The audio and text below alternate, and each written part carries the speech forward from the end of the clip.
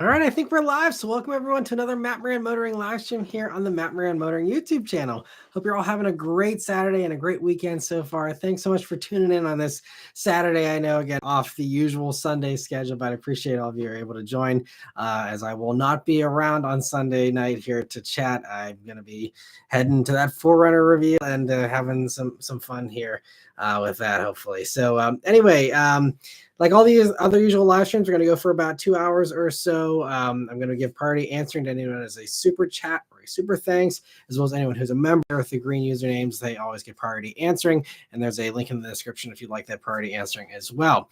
But getting into all the member questions here, happy to see Brian, Wheatman, Tony, and Dozier, and Jazz, and Truck and Car Guy, Michelle. Thanks so much for joining in, everyone. Hope you're all having a good Saturday here. And I see Wheatman says, happy weekend to all the car enthusiasts out there. And Tony says, hey, Matt and the rest of us gearheads, hope everyone is enjoying their weekend. And Dozier says, good evening, Matt. Wondering if you have looked into Substack. Another YouTuber I follow is now trying to get subscribers to pay to get his content. He still uses YouTube, but videos come out later. I haven't looked into Substack. I actually know absolutely nothing about Substack. But, the idea of putting videos behind a paywall is obviously not new. And, even with the member stuff here, I can have that as a member perk, is having videos go live to members exclusively first, and then eventually go live later to everybody else. Usually with me, I don't have stuff pre-edited very often, or if I do, it's because it's under embargo and I legally can't post it ahead of time, so there's those types of things. But there are a few occasions where I could have something, posted up early for members. I've always wondered how that messes with the algorithm, if like the algorithm sees like 30 views and then nothing, and then it goes back into the regular. I'm guessing it's a small enough dent that it's not going to really throw off the algorithm, hopefully. But if that's something that members would like, it's something I can try and experiment with, is doing early uploads when I have stuff done ahead of time miraculously. And that could be something that could be a nice little extra perk there for members, if that's something you guys are interested in. Let me see, am I right, Peter, who previously was known as Tu Chang? Thank you so much for the generous super chat. And he says, welcome to the Basement Mania. Tonight we'll see Kyle trying to beat Rage Shadow Legends, Truck and Car Guy trying to stuff the basement, Matt shelling hard and two trying to defeat his old nemesis, the handcuffs. I think you'd have better luck just yanking the whole radiator out of the wall instead of the handcuffs there too. Thank you so much for the super chat and for joining in, keeping us all laughing here on these live streams. And let me see. Jazz says, good evening, everybody, from those of us who prefer Matt Maran motoring to going to the disco on a Saturday night. I guess depends on your generation. I know my mom loved going to the disco back in the day. And for me, it was the club, although I very rarely went to the club. But I don't know, what do people that have a social life in the evenings do these days, because I have no clue, being a parent and having very little free time to do any kind of evening socializing. Outside of this is we're Club Matt Maran, where I guess the Matt Maran Motoring Club is what the membership thing is called. So this is the Club Matt Maran. We can all just hang out in here on a Saturday night. Luke says, how's the flooding in Pittsburgh looking? It's pretty wild. It came up. We have one of the famous things about Pittsburgh, for anyone unfamiliar, is the Point, where we have 3 different rivers that all converge right at the city center pretty much. And the Point actually was like covered up, and it actually got over where the usual water fountain is that we have right there at the Point. That got flooded, and I don't think it went much further beyond that into the actual park there. But it was a lot. I mean, the bathtub, as they call it, which are some of the on-ramps that are, right by the river there, they have flooded, as they usually do whenever we get, heavy rainfalls and all that. So it's definitely inconvenient for those that commute through the city and stuff. But, nothing too bad. Everything around here was, totally fine. Just a bunch of water, and it's all good, thankfully. But anyone else, if you have any bad flooding in your area, I wish you all the best. I hope it's not too bad. But thankfully here in Pittsburgh, it's just kind of honestly a little bit entertaining. And I don't think it was really too big of an issue for anybody. And Tony says, I have a tire question. Matt, I was wondering what you're running on the Mach 1. I have a 15 GT. I don't daily drive it, but I want to put some tires on. So if you're talking about, you said Mach 1, so it either could be Mach E or Bullitt. I'm guessing if you're talking about the GT, you're meaning the Bullitt. The Bullitt runs now the Continental DWS 06 Plus. It's a real jumble of letters and numbers. I did a video on them in the fall. I swapped from that. I was, previously the car came with Michelin Pilot Sport 4S tires, and those were about done because of I had an alignment issue. I didn't correct fast enough, and so that kind of killed one of the front tires. And so all four of them, had about 20,000 miles on them. They were getting kind of low, so decided to swap them for the Continentals. I did a whole video on that. So just look up Bullitt Continental, should come up on the channel here, and I go into all my details on that. But I highly recommend them just because they're a really good all-season tire. I'm not sure where you live, Tony, as far as if you ever encounter any kind of cold weather or any kind of light snow, anything like that, because that was really the nice thing was with the Pilot Sport 4S, I always had to be terrified about, oh no, well, if it's below 40 degrees, I'm not supposed to be driving on these tires. And if they turn into hockey pucks. I mean, they were pretty good. Old summer tires used to be a whole lot worse. They were pretty good, but I still had to be always biting my nails if I ever saw a flurry or any, kind of slick conditions in the wintertime. And it really limited how much I drove the car in the wintertime. Now with the all seasons this past winter, I was able to be like, yeah, it's fine. I even drove on a very light dusting of snow one time when I had to go to the airport. No issues whatsoever. It really gave me just the peace of mind to not have to worry about, babying the tires and having just the right conditions. I just drive it if I feel like driving it. And so highly recommend them. But if you're looking for a summer tire strictly, I really still love the Michelin Pilot Sport 4S. I think it's fantastic. I don't have enough experience with other tires to really compare, to be honest. But just from all the press cars that I drive, the ones that have the Pilot Sport 4s are typically having the best grip, just typically are some of the best tires, and they also wear very well, where some of the other competitors might not wear as well or might not have as much grip. The Michelin seems to be one of the best, but I've heard great things about Continental summer tires as well. Again, don't have any experience, but I'd say Continental or Michelin are the top recommendations for me. So hopefully it helps you a little bit. And Alex, thank you so much for a super chat. He says, do you think this is a decent time to get into a late model 6th gen Camaro? With the Camaro being canceled, I'm not sure what the market will do.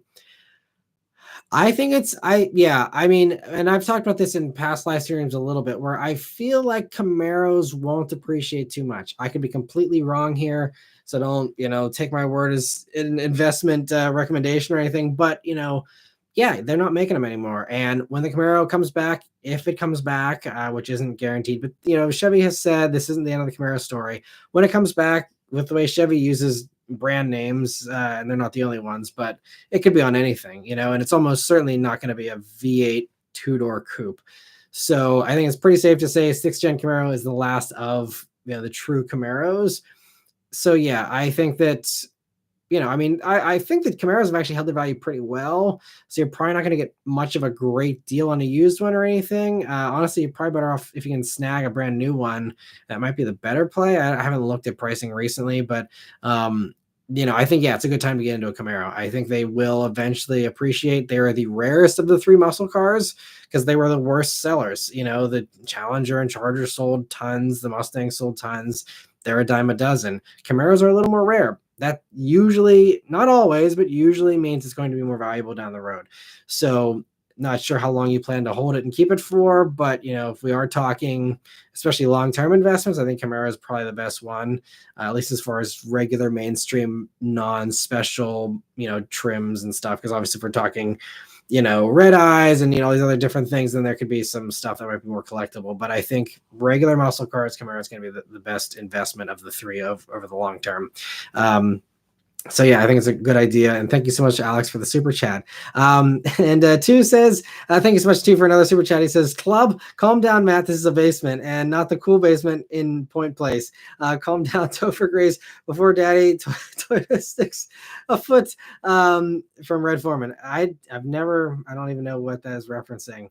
But thank you, Two, for another super chat. And I don't know, I feel like basements could be spruced up to be kind of cool. You hang some lights and get some cool music going, and basements can be okay. My basement wouldn't be very fun to hang out in because it's just full of, litter boxes and, just junk. But you can potentially make a basement cool. So I would not knock the basement. Basements have been a shelter for many a person for many years, and they're not too bad.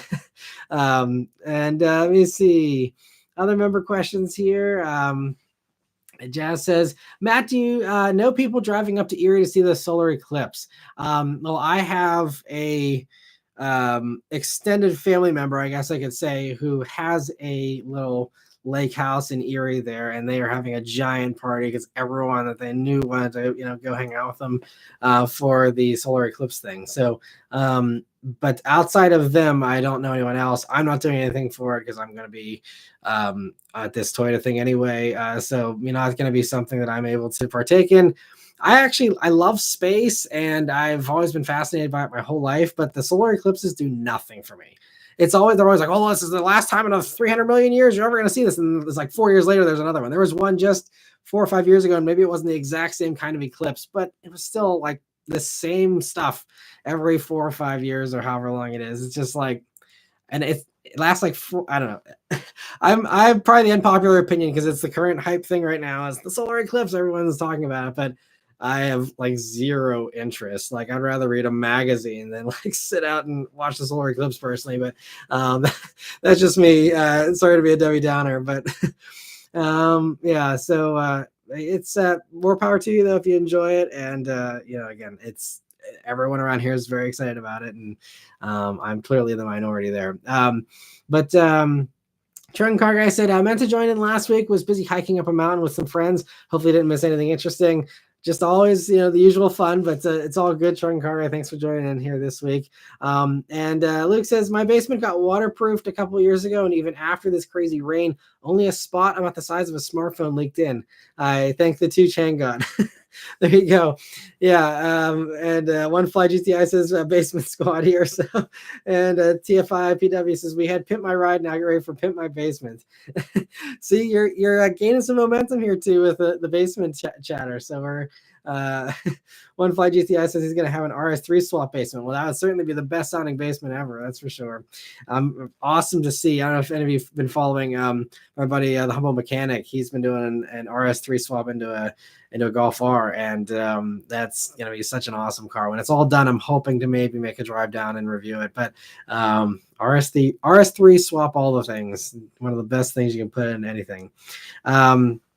And am I right, Peter? Too says, wait, you've never seen that 70s show? For those who know, Matt is literally Eric Foreman. I've seen a few episodes here and there, but clearly not enough to recognize that quote. So yeah, haven't my buddy in college used to love that 70s show, but I've never watched it all the way through or anything. So yes, I'm out of the loop there on that one. And let me see. So Michelle says my house doesn't have a basement. I do have an attic, but not as cool as a basement. Yeah, I guess that is also a thing. You have to live in an area where basements are an actual possibility. So attics are cool too, though. I mean, you have all kinds of fun with an attic. It's a little, a little hot sometimes, but yeah, attics are great too. One Fly GTI says that's a dream swap. Yeah, I totally agree. And Luke says, I really want a truck, but I had one a few years ago, and every time I saw a Corolla, I got jealous of the MPG. Oh, I don't know why. I just randomly scratched my forehead and it gave a thumbs up. So not sure what that's about. But anyway, he says, always got jealous of the MPG. Can anyone relate to wanting what you don't have? That's one of the common human afflictions is the grass is always greener on the other side. It's then you get the better fuel economy, then you miss the truck, and on and on it goes. It's always we always want what we don't have, right? So one of the primary things that keeps discontentment going, unfortunately, in the world. Let me see. One Fly GTI says, if you do review Humble Mechanics RS3R, that would be a dope video. Hope that happens. Absolutely. It's just a matter of making the trip. It's always tough for me because I'm always just so slammed, just working from home and all this stuff and all the trips and everything I go on. So, but I'm hoping to make a trip down there because he offered to, let me drive it, and I'd absolutely love to. So, Um, and Anton says, have you driven the Bullitt yet this year? I have. I've driven it a lot, actually. I drove it all the way to Michigan and back in the same day to film the Charger EV, and did a couple other little trips here, just short stuff, going to the airport and back, and little fun stuff around town. But I actually didn't have any press vehicles for about 2 months here, from like end of January until like the end of March, pretty much. So I was actually able to drive the Bullitt like a regular car, like everyone else drives their own car every day. It's wild to think that someone who reviews cars doesn't get to like have a normal automotive experience, but like my car usually just sits because I'm always driving the press cars. But I was actually able to put some miles on the Bullitt here. It's just over 21,000 miles now. And yeah, stay tuned for some more news though on the Bullitt, most likely here soon. And Luke says, if Toyota makes a Maverick competitor hybrid all-wheel drive, that would be the perfect vehicle, truck and MPG. Absolutely. I mean, it's amazing there is no all-wheel drive hybrid Maverick. You would think that would be, I mean, I guess, they're having no trouble selling Mavericks, so why bother adding more stuff in if, it's already a money printer. But, I think that it would be wise. And honestly, I was so surprised. I thought maybe for this Santa Cruz, that could be one way that they could be like, aha, like we have the edge because we have a hybrid, all-wheel drive thing. And they have the hybrid system. They could literally just take the one out of the Tucson and throw it in there, and also even do a plug-in hybrid Santa Cruz if they wanted, and have Ford beat with both of those. The parts are all there. It blows my mind. I wasn't expecting it for the refresh, but I was kind of hoping, just because I've heard so many people saying, I want a Maverick, but I want the hybrid and I want all-wheel drive. And I mean, Ford has all the pieces too. They have an all-wheel drive hybrid Ford Escape, and they just, yeah, I don't know why everyone has something against an all-wheel drive hybrid truck, but maybe someday that'll happen. And let me see. Michelle says, would Audi make a Q9 SUV to better compete with the X7 and GLS? Yeah, I mean, there's talk of them doing something like that, but it would be like super high end, like way more expensive than an X7 and GLS. And it was supposed to be, I can't remember what they were. It was on some special new platform there, some big electric platform. I can't remember what it was called off the top of my head. It was a few years ago that I was hearing that. But yeah, I don't know. It's really been strange that Audi hasn't competed there, because the Q7 is not big enough to really compete well with the X7 and GLS. And yeah, you think that'd be easy money, even if they just, put another 12 inches on the back of a Q7, I mean, that would still be something, and worthwhile doing, I'd think. But yeah, I don't know. It's kind of a mystery. They've never done that. And TFIPW says, Mitsubishi is rumored to be releasing a truck with Nissan. I hope the 3A92 from the God tier Mirage makes it in. Yeah, that would be an entertaining truck. But yeah, I talked about that in the weekly update here, and I'm looking forward, especially like they're gonna have a plug-in hybrid. I'm hoping, I mean, that's gonna be bigger than the Maverick and the Santa Cruz most likely, but hopefully that'll be another great option there in the truck market. One Fly GTI says, my real question is, Matt, are you still a Super Ducks fan? I enjoy the WRX, but I am far from the fanboy I once was. The new WRX is fine. I still don't like the back end styling, and the driving experience is good, especially at the base price. If you're okay with a base one, 30 grand for 270 horsepower and all-wheel drive with a manual. No one else offers that, and it's a really good deal. So I really like it for that. I don't love the way the motor is tuned. It's not the smoothest. I wish it had like, some of the other stuff that everyone else has, like auto rev matching and, some extra little toys built in. They kept it simple though, and I can respect them for that, I guess. But yeah, it's, I used to always want WRXs when I was younger, but this new generation, I mean, if I wanted a manual and I needed all-wheel drive and 4 doors, I'd consider it. But the WRX doesn't excite me as much as they used to, for sure. And Truck and Car Guy says, if Mitsubishi's piggybacking off Nissan and making a truck, what would they even call it? I don't know. I mean, they could bring back any of the legacy names from the past Mitsubishi trucks. And TFIPW says it's Triton, most likely. Yeah, that could be one. They even had, I mean, Mitsubishi Raider was the last one, right? It was based on the Dakota, so they could bring that back maybe. I'm not sure. And two says SWF is now tied up in the basement. Yes, that is part of the running joke, is that I have stashed Super Dirks fan in the basement alongside two, and this Matt Moran guy has taken over the channel instead. And Luke says TFL did an MPG test on all the midsize trucks. Pretty interesting to see the results. Tacoma and Ridgeline were the top ones, 26.4 and 26.3. Nice. Well, I mean, that was kind of the goal with Tacoma, right? Was, that new engine is supposed to give you better fuel economy. We'll see how, these hybrid versions do, relatively soon here as well. But Ridgeline, I mean, yeah, it's, nice and smooth with the aerodynamics, and that's going to really help you, with trucks. Ridgeline is great. I've always said Ridgeline is, a better truck than most people are willing to admit, because people choose to have worse handling, worse ride, and very few people do more truck stuff than what a Ridgeline can do. It's the truck that everyone would be happier to have if they realized, if they were honest with themselves about their actual truck usage. And one of my good friends has a Ridgeline, really loves it. So yeah, definitely a big Ridgeline fan. And I will be getting in the 2024 version to test here later this spring. And so, I mean, not like there's any big changes, but I'm looking forward to spending another week here in the Ridgeline. And let me see. Mike says, "Are you excited for the Toyota event?" I am. Yeah, it'll be cool. Yeah, Forerunner is going to be on Tuesday there, and then going to be a bunch of other stuff I'll be testing out here, and we'll be able to share hopefully those embargo dates, Mike, for when you can expect all the reviews to go live on all the new Toyotas. But gonna be a good action-packed few days of fun with Toyota there. And Lord Commander Manny, thank you so much for a super chat. They're saying, Matt, which one, Subaru Legacy Touring XT or Camry XSE V6? So it's going to depend on a couple things as far as your personal preferences. If you like handling, Camry is better. Legacy is really, it's such a disappointment in the handling department. It understeers so early. There is like zero sportiness in the chassis, unfortunately, for the Legacy. It's really a bummer. So if you want something soft and comfortable that just happens to have a bunch of power, Legacy is great. If you just want to, have a rolling sofa with a turbo motor, Legacy is great. But I would basically say that's all that the Legacy is good for, is a rolling sofa with a turbo. The Camry is definitely gonna be the way to go as far as, sportier handling, even without the TRD, version. Just a regular XSE is gonna handle much better.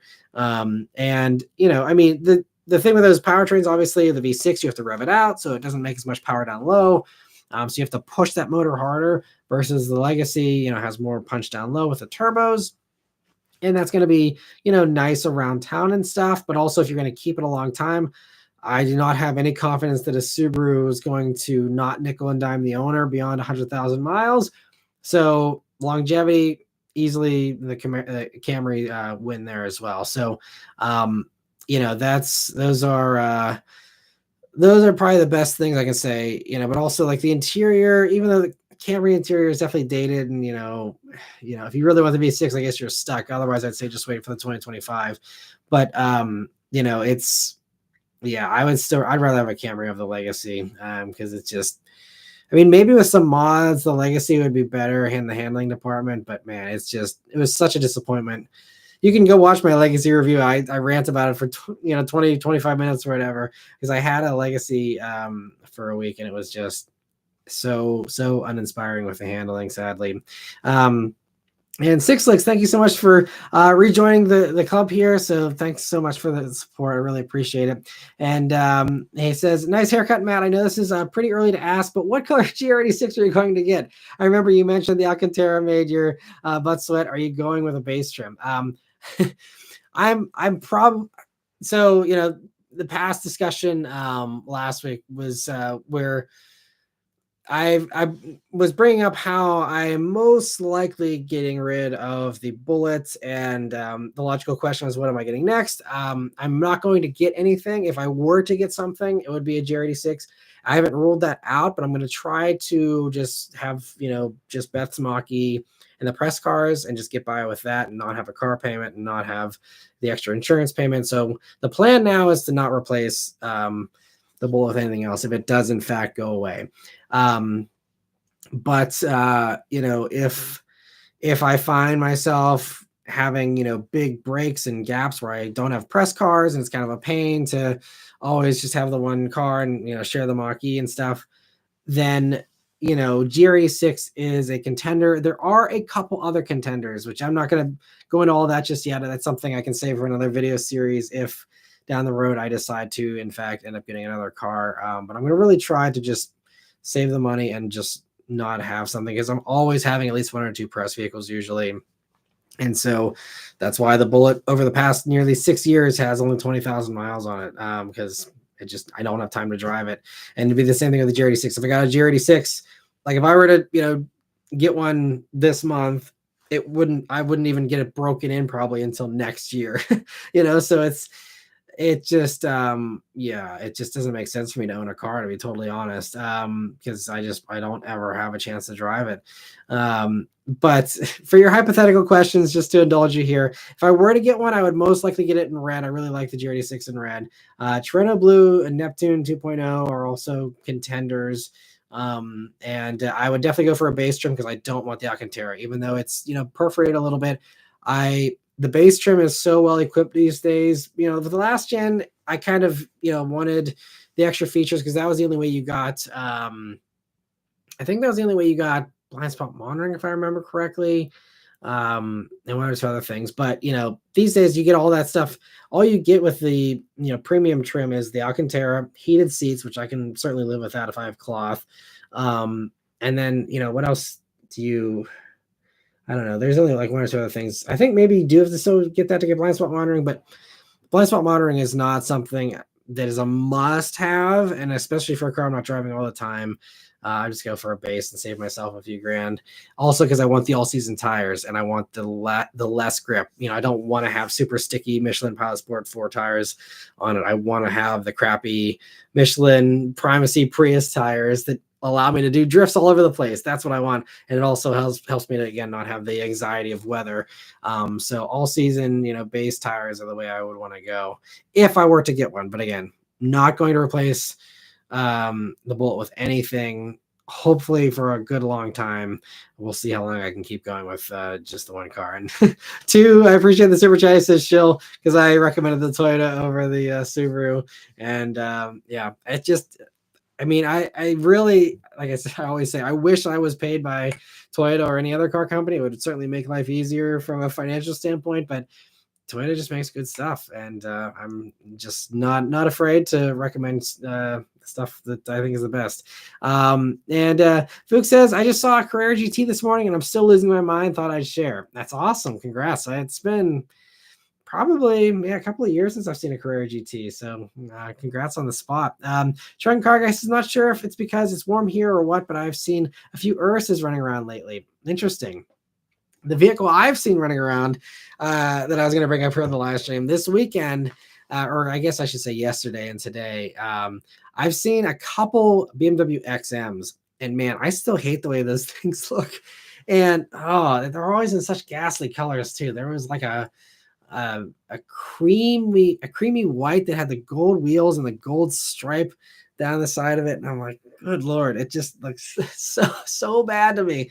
And I always like do one of those like long stares when they pass through, like, who drove this thing? Like, who thinks this looks good? Like, again, styling is subjective. If you like the XM styling, again, no shade, but oh man, like I hadn't seen an XM in the wild really. I saw them sitting on dealer lots because no one wanted them. But I think now BMW has been discounting them pretty heavily. So now all of a sudden they're getting more attractive to a few people, I guess, enough to have them pull the trigger on it. But man, it just like is an assault to my eyeballs seeing that thing on the road. So that's the thing I have the unfortunate luck of seeing recently. And Luke says, just because you can live without heated seats doesn't mean you should. I made that mistake already. Well, but the thing is, you know, especially like if I were to get one, how often would I drive it in the winter? You know, I'd maybe drive it, you know, I could probably count on two hands how many times I drive it, you know, during the winter time. You know, it'd be a very infrequent thing. and I'm willing to freeze for a handful of drives if need be. And SMD slammed. I forgot to say, yeah, slam sedan. Thank you so much for the super chat. It says looking sharp with the haircut, Matt. Thank you, I appreciate it. It's a little ruffled after the weekend madness here with our daughter and everything. Everything always gets disheveled, but I appreciate it. And Tony also says, I just saw an XM with a matte purple wrap. No thanks. I mean, I love purple, especially if it's on a Geo Metro, but another inside joke. But yeah, that doesn't sound like a great combo for an XM. So I'm sorry to hear you had the unfortunate luck of seeing an XM as well, Tony. And Trent Car Guy says that the only 86 I can afford right now is a model of it. Yeah, well, yeah, I can totally relate. Like I said, I'm more than happy to just not have a car payment and save some money. I also saw a red XLR not too long ago. Nice. It's been a long time since I saw one of those as well. It's very cool. Luke says, I catch myself using my heated seats even when it's 50 degrees and slightly cloudy. I'm addicted to them, especially on my 2020 TLX. They get super hot. Nice. See, for me, like, I don't know, my back, I hate when my back's like super hot. And so like, usually I got to turn heated seats off. I can't like leave them on because it just ends up agitating me after a while. They're certainly nice on a cold day, for a few minutes, but that's about it. And Brian says, I went to a classic car show today. I saw lots of classic cars. Nice. You must live in a warmer place because yeah, no classic car shows going on around here yet, but I'm hoping to get to some this year. And Sixlick says, Matt, if you were to get a premium, hypothetically, you'd be able to trade your OEM premium wheels and tires for some OEM base wheels and tires plus some cash. Same thing with the seats. Interesting. I think I considered doing that for the wheels. Hadn't thought about doing that for the seats. I guess they're probably not hard to swap, right? As far as airbags and stuff, it's just a wiring harness. I guess you can just swap them in and out. The only thing is, if I were to get GR86, I'd probably lease it because it's cheaper that way. And again, since I drive so little, and if it ended up that the buyout made sense at the end, I could always just do that. But I'm not sure if I'd be able to mod anything. I also, when you swap wheels and tires, don't you have to get everything reprogrammed so your speedometer is not off and everything if you're changing diameters, which it would, going from a 17 to an 18, right? So there's some stuff there. So that's why I'd be fine with the base one, and it's cheaper anyway, and it's a win-win. And Slam Sedan says, got to keep your buns warm. Yeah, it all comes down to, I guess, your personality and your body type, and also where you live, I guess. And also, he says, I like cars with coolers. Got to keep my Modella's nice and cold. Yeah, well, especially people, especially if you live in very warm places. It seems like I've had a lot of comments, people being like, cooled seats are a must now, and I totally get it. Around here, it's a nice thing to have, but we don't have that many like super hot days. So it's pretty manageable. And B Mitchell says, wait till you get older, you'll leave the heated seats on for the whole trip. Yeah, I've heard that's a nice thing. It helps with back pain and all that as well. Just yeah, maybe we'll see what happens. TFI says, I use my heated seats for my bad back and I'm 29. Well, sorry to hear about the bad back. That is unfortunate. Thankfully, my back is holding up okay here at nearly 34. But yeah, I can totally relate. It's gotta be nice. And one of the cool things with like some of the GM vehicles I know is that they have two different heated seat settings where you can have just the back or the back and the bottom. I don't know if you can do only the bottom, but it's nice for those who just want that back relief, and something I'm surprised other companies haven't followed along. And Tony says, that's why I love my TLX and my wife's CX-5, heated and cooled seats. It's definitely nice. We were worried because, Beth's Mercedes had cooled seats and it was really a must-have for her. And then we went to the Mach-E. It doesn't have cooled seats, and that's why we did the light interior, and they're perforated. They're really good perforations. So that certainly helps. And our thinking was, at least with the EV, we can pre-cool it as well if we wanted to, but I've never even really done that. It's been mostly okay. It's a little warm, but I think, just having white seats really helps a lot in the summer too. So it hasn't been too bad, and more livable than I think both of us were expecting. We were really expecting that to be like a sacrifice, first world problems, but having that be like a kind of a downgrade. And it still was nice to get that little jolt of cold air. But even like the Bullitt has cooled seats, but even in that, like, they don't work super well. They get your back a little bit cool, but it's really like it does mostly your seat bottom, and it's just like so intense that eventually you feel like you just peed yourself, and then you turn them off because it gets uncomfortable again. So that's I think there can still be some work done on cooled seats. Some companies do a really good job, like Cadillac does an excellent job, Hyundai and Kia do a really good job, Genesis, some of my favorite cooled seats, but some others are really more of a marketing thing than an actual usable thing, in my opinion. And let me see. Mike says, "Do you think Tesla's simplified pricing for cars is the future, like versus Honda having 4 to 6 trims per vehicle?" Well, I think a lot of car companies are kind of scaling down the trims and the options because it makes it easier from a production standpoint. It makes it easier from a shopping standpoint. The salesmen have less things that keep track of and all that. So I think that you will see more and more of that simplification going forward. Car companies have been trying to use that as an excuse to also do more subscriptions and be like, hey, everything's in the car, and then you just turn stuff on at will, but no one wants to pay monthly for that. So I think that's never going to really take off, at least not for a while. But yeah, I think the simplified thing is definitely the way to go. I think it's I think with Tesla they're a little oversimplified. Personally, I feel like having a couple of trims is nice to have the differentiation between a base and a limited and mid-grade trim. I feel like having a few is okay. But some companies it's just way too confusing and it's just way too much for sure. And Six Lick says, speaking of bad backs, does anyone else do the thing where you push your feet apart at every red light to pop your hip and tailbone? Or am I just screwed as a 26-year-old?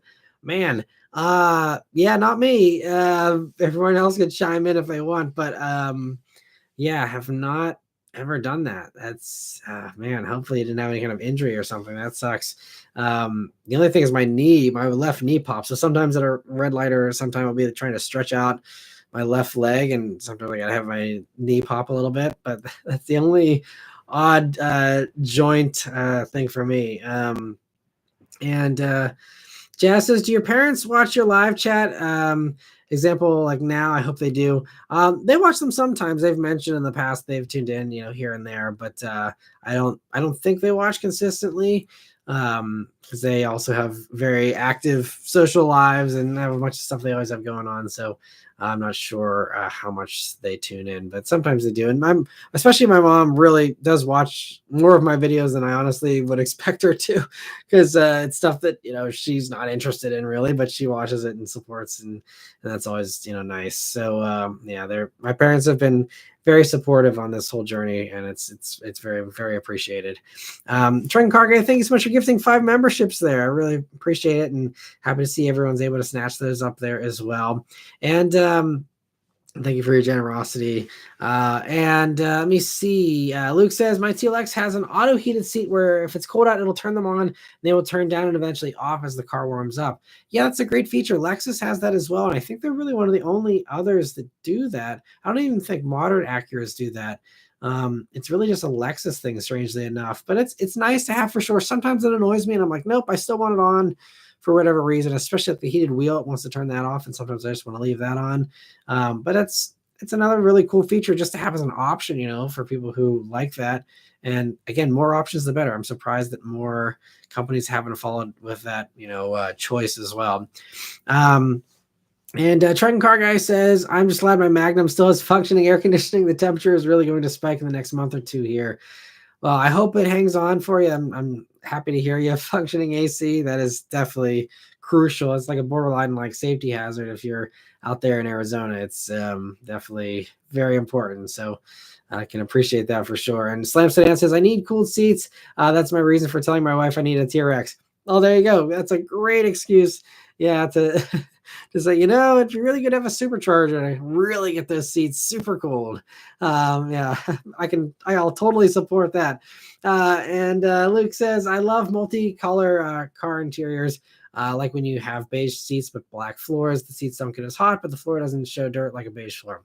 Yeah, and that's what I love about the Mach-E is you have, the black carpets there and all that, but you still have the white seats. It's really nice. And thankfully you still have a black steering wheel too. So the steering wheel doesn't look gross. Some other white interiors, it's like they do the steering wheel as well. They do the dashboard and everything else gets a little, gross. This is just the seats and it's very nice. Not many people ordered that option on the Mach-E. That's why we had to custom order ours, because couldn't find one on the lot, at least back then, that had that configuration. But it's a great one for at least, anyone who ever is going to park in the sun, which I feel like is everybody, especially since the Mach-E doesn't have a closing roof. It's just a giant piece of glass with, tinting, and that's it. So I think the cold seat or the light colored seat is a key thing to get if you're getting a Mach-E, in my opinion. And Slam Sedan says some of these 20-year-olds are more jacked up than us 30-year-olds. Yeah, it just depends on, I guess, if you played sports or, did other things that might have wrecked your body a little bit. I did not do anything beyond track in middle school, and that was it. So that's maybe partially why my knees aren't the best, but everything else is thankfully holding on here. We'll see. I mean, we got a toddler who's giving me a run for my money. So, maybe I'll be a little worse for wear here. Give me another year or two. But for now, thankfully, holding on here. And Mike says, if you get the time, are you going to watch the Savage Geese NSX documentary? I would love to. But yes, as you qualified there, if I get the time. I mean, my watch later playlist on YouTube, I can't remember how many videos it's up to now. I think it's over 350 videos I have on there that I really want to watch someday. And I just can never get caught up. But I would love to. I heard it's fantastic. I can highly recommend it, even without seeing it. I'm sure it's amazing. Savage Geese, basically everything they do is pretty much amazing. So, I'm hoping to see it at some point because I love the NSX and I have no doubts it's an amazing video. And Sixlick says, I'm in a constantly agonizing pain from powerlifting injuries since 2019. Constant pain. Man, that sucks. Yeah, I did do a good amount of lifting in college, and I have a few other little, I guess I should say, quirks, like my wrists are a little messed up.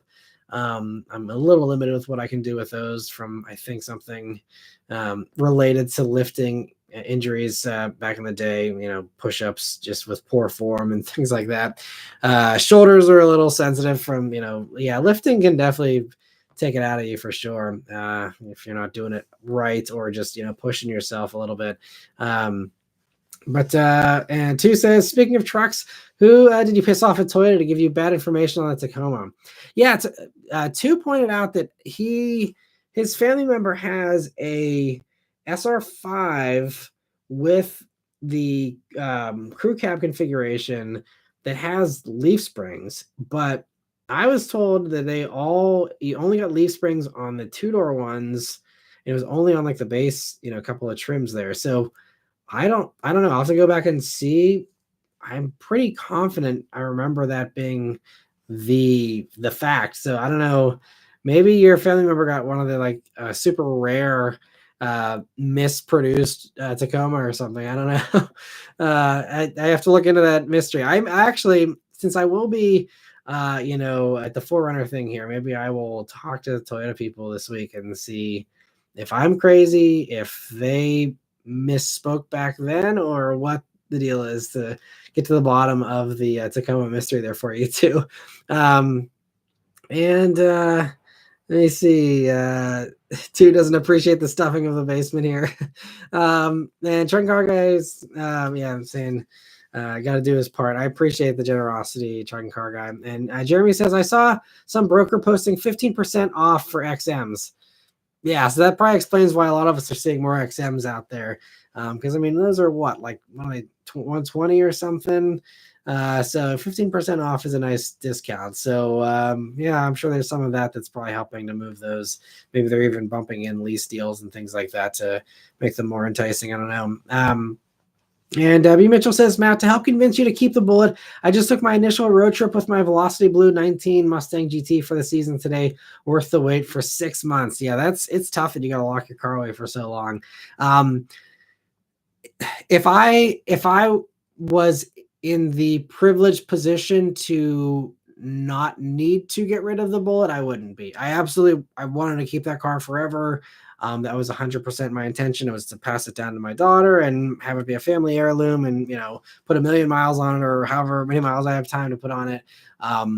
I definitely do not want to. And if it were something where my back wasn't against the wall, I absolutely would not be selling it. But unfortunately, my back is pretty much against the wall.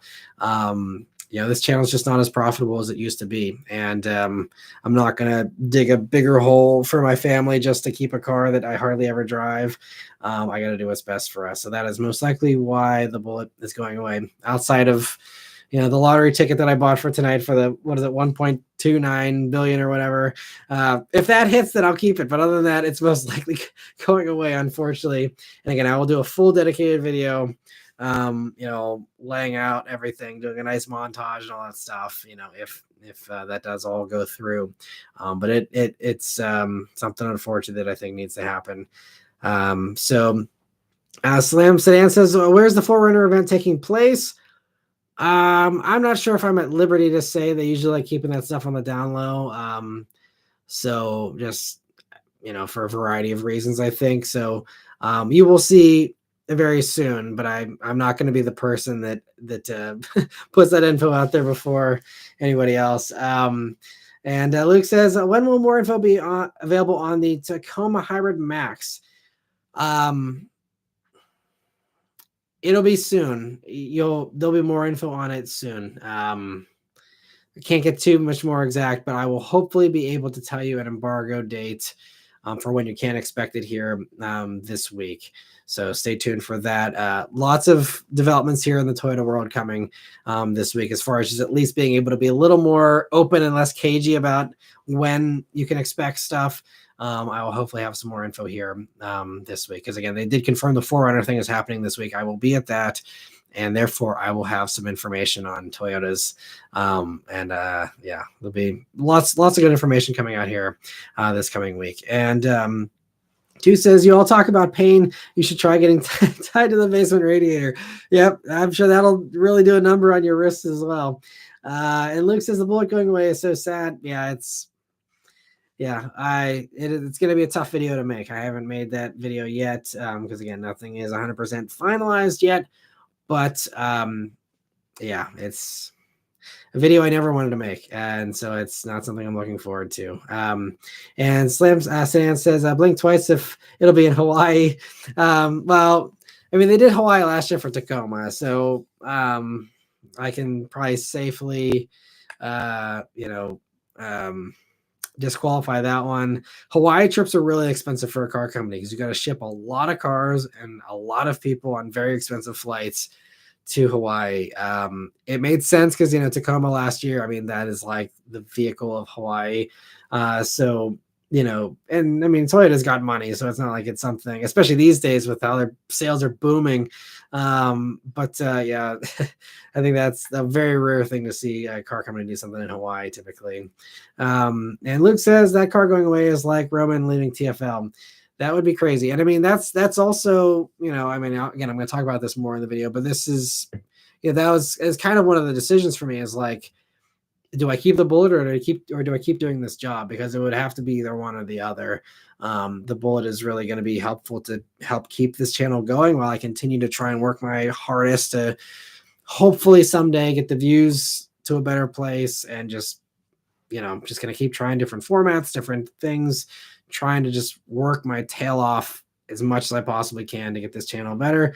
Like I've said in the past, I might not be able to do this channel full time much longer either. So we will see. The Bullitt is at least something to certainly help things and give me some extra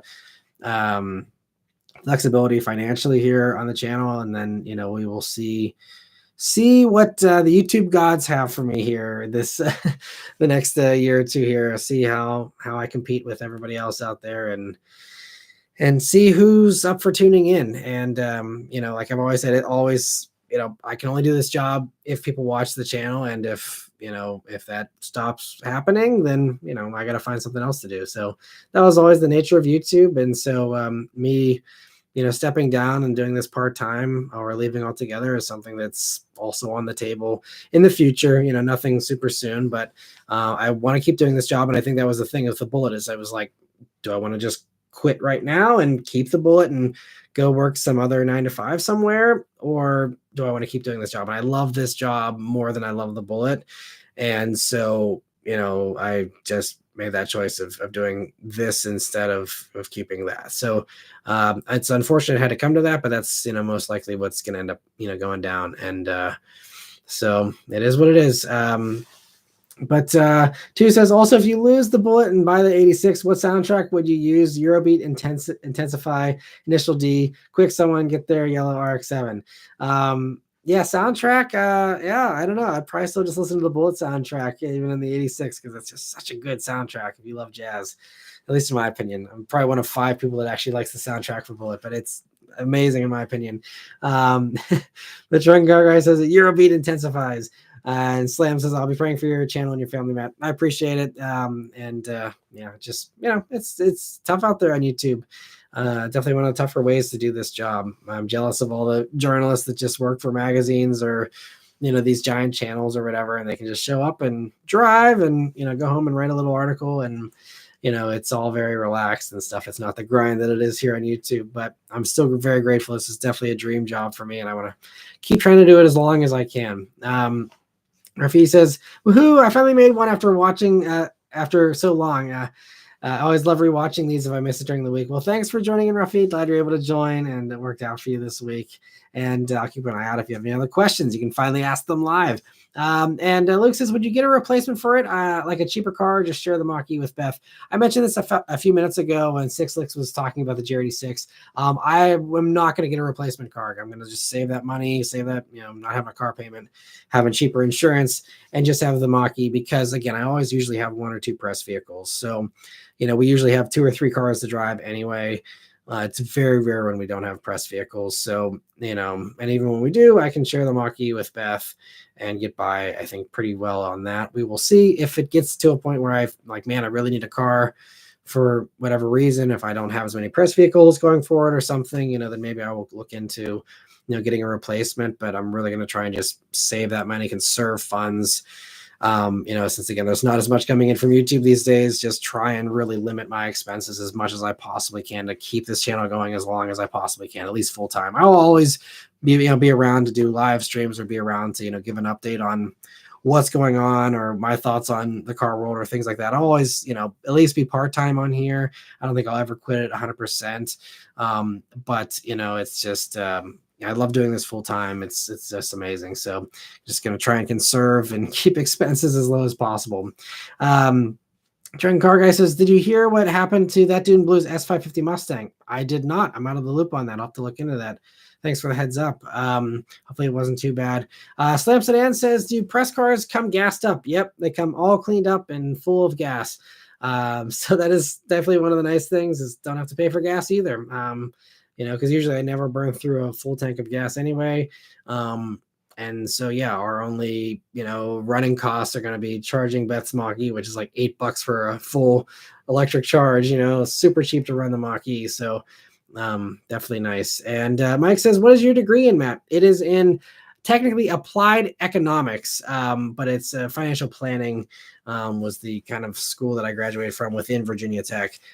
So financial planning is what my degree was focused on. But, at this point, I graduated in 2012. So I am 12 years removed from graduating. I didn't, stay up on all of my financial, licensing and all the different, series tests and stuff. So I don't think I would ever get into finance again. I would do something in the car world because I still love cars. So I'd want to do something car related, most likely. But we'll see, what ends up happening. So he says the car rear-ended and totaled. Man, okay, well that definitely sucks. Hopefully he's okay. That is that's sad to hear. But thank you for letting me know. I'll have to go and check out his channel and hope he's all right. But B. Mitchell says, if the Bullitt goes away, what are you considering for marketing it? Bring a trailer, live auction. I know it won't be cars and bids. You're absolutely right. It won't be cars and bids. I was going to bring a trailer. But since I've mentioned this a couple of times, I've had a couple of fans that have reached out and inquired about it. And I have a fan who is a member as well who appreciates the car, loves not only just Bullets, but really, loves my Bullitt especially, and knows what it means to me and what it means to a few of you as well. And so we're working on something with him, and so he offered a generous price, and so as long as everything goes through, it's going to go to a fan of the channel, and that's the way I prefer it, because then I know who's getting it. I know, it's going into good hands. Or as Bring a Trailer, it's just highest bidder, which sure, to get the most money out of it is great. But I think that the potential deal that I've worked out is not leaving really much money on the table, in my opinion. I'm happy with it. And it's, again, just the peace of mind of knowing it's going to someone, who I know is going to appreciate it, is to me worth more than just shipping it off to the highest bidder. So otherwise, though, I was planning on bringing a trailer. Rafi says $8 for a full tank is awesome. Yeah, the perks of home charging. It's really nice. And that's why I think EVs, will definitely eventually make the most sense for the average commuter once, the cost parity gets to be the same as, a gas powered vehicle, because then it's just, no oil changes, no nothing. Just, it's great. Luke says, just get Beth a Corolla and keep the Bullitt. Just kidding, obviously. Yeah, well, I mean, and I'm fully expecting comments like that whenever I do post the video from people that, because I know a lot of enthusiasts, again, no judgment to them, but they have their family driving around in a beater, and they got a really sweet weekend car that they, drive twice a week or something. And again, everyone lives their life differently, but personally, I'd rather have my family in the safest, nicest thing possible. And because that's a car that gets driven every single day, that is carrying my most valued, people in the world. And to me, that is the most important thing. And, having a car that collects dust be, the super expensive, cool thing, to me is just not how I choose to live my life and do my car purchasing. But again, I appreciate people that have it the other way around. I mean, I knew someone who had their family driving around in a Jeep Patriot that had like rusted out panels, like beat to heck. And then they had multiple exotic cars, but they never got driven except, for like the weekends and stuff. And then they were literally driving around like a $5,000 Jeep Patriot. Again, different strokes for different folks. It's just, everyone does things differently, but that's not me. I'd much rather have Beth and our daughter drive around in something really nice, really safe, and really, really good for them, so. But yeah, I'm fully expecting that's going to be a very common theme in the comment section on that video. And Rafi says, going to a fan is high key the best, and you can always keep tabs like you did with the Spec Beat. Absolutely. That's another thing, hopefully keeping tabs on it. And, also, who knows if they'll keep it forever. And, I'm hoping that maybe I can get first right of refusal if they ever want to get rid of it down the road. Maybe if I'm in a better place financially someday, that I can afford to get it back. That would be something I'd love to be able to do. We will see. But yeah, I think, knowing where it's going to me is worth a lot. So that's very important for me. Especially since it is a special car, it's VIN number 12. It's lived a really cool life. It was parked on the infield of the Indy 500. We had a police escort to the infield of the Indy 500 in that thing. I was cruising with Chris Fix and Humble Mechanic and Eric the Car Guy and Engineering Explained on an awesome road trip in that thing. Just so many fun times. That car's lived a good life. Did the Woodward Dream Cruise and all these fun things. And so, just someone who's been along for that journey and has witnessed all the fun that car has done. I think we'll just appreciate it more. So yeah, I really wanted to go to a fan, so I'm really, really happy that hopefully this will all work out and it'll be a really great experience. And two says that Mach-E drive program is weird. It's a lease with insurance, but the requirements are strict. Also, the basement is full of gas, just not the kind you want.